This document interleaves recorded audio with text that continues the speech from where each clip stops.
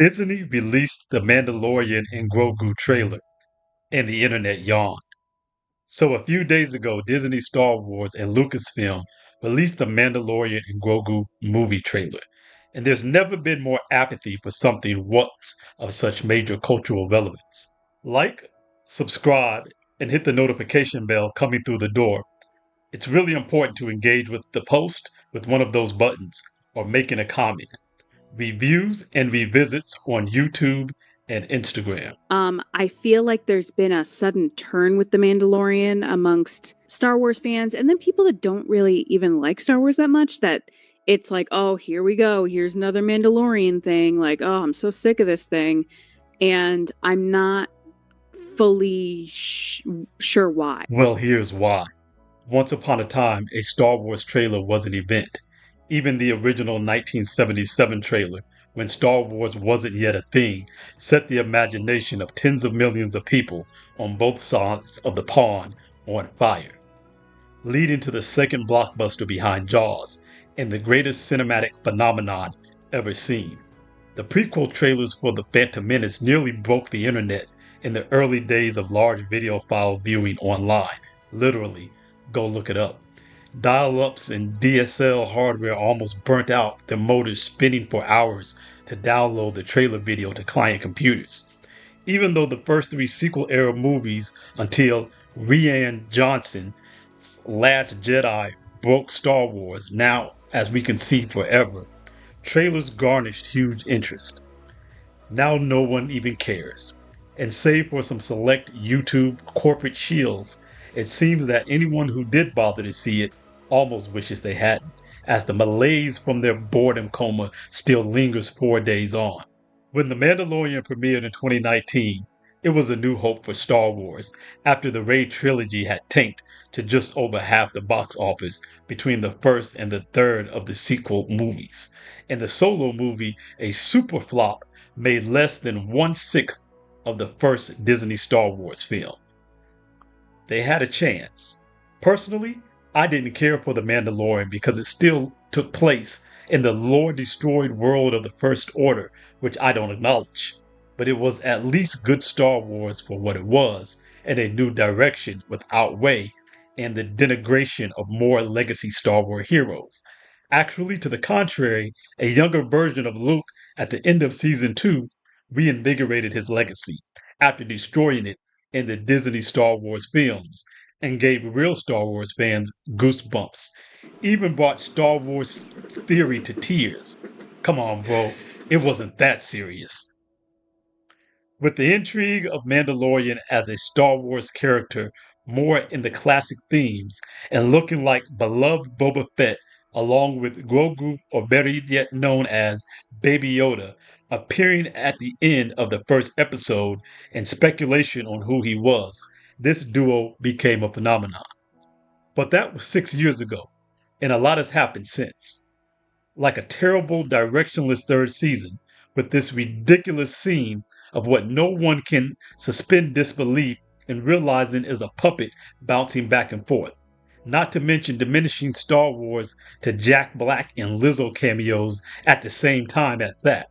Then a slew of terrible, further lore killing, legacy character destructing, Mary Sue girl bossing shows were shatted out of Disney's backside onto their failing streaming service.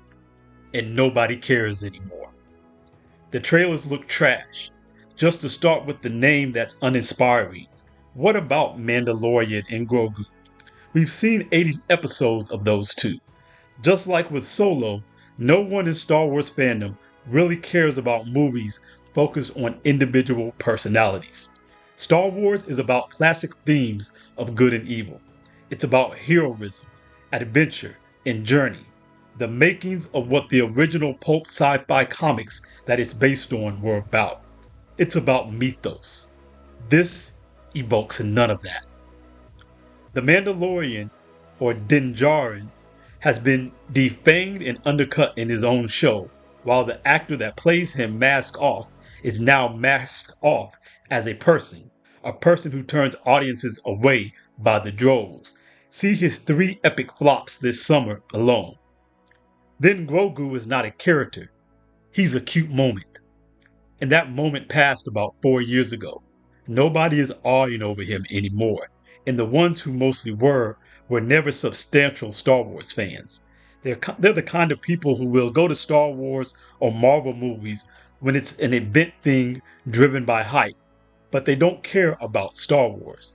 They're not the ones who are your net promoters that drive genre film interest and create the hype to begin with. And the ones who are don't care about your cute green puppet in their genre bouncing around and looking silly. Like this scene of him and the other cute creature posing in this doorway. No sci fi action adventure fans are driven to theaters to see this cutesy stuff. What is this film for? What is it about? What's the adventure? What wrong is being solved or mission pursued?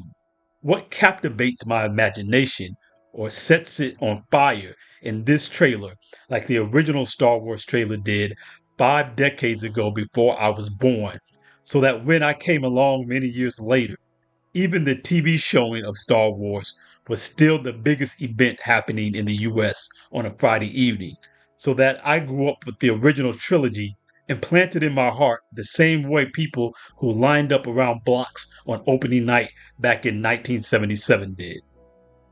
There's not even hate for Disney Star Wars anymore. There's just apathy. Nobody cares.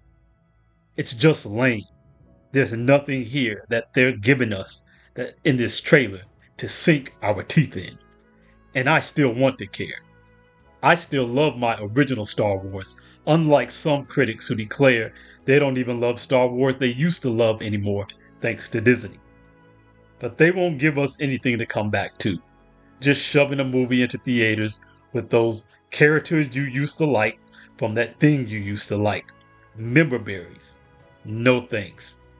You better come with something much better and inspiring for the next trailer, or Disney can keep this yawn fest of a movie. I'm Lion Runner 777 with reviews and revisits on YouTube and Instagram. On Instagram, that's reviews underscore and underscore revisits. Please like, subscribe, and hit the notification bell, and watch a couple of 3 videos back to back to get our channel and the algorithm surfacing our stuff to your front page, as YouTube doesn't send out notifications of new videos anymore. Thanks and peace. May the force be with you.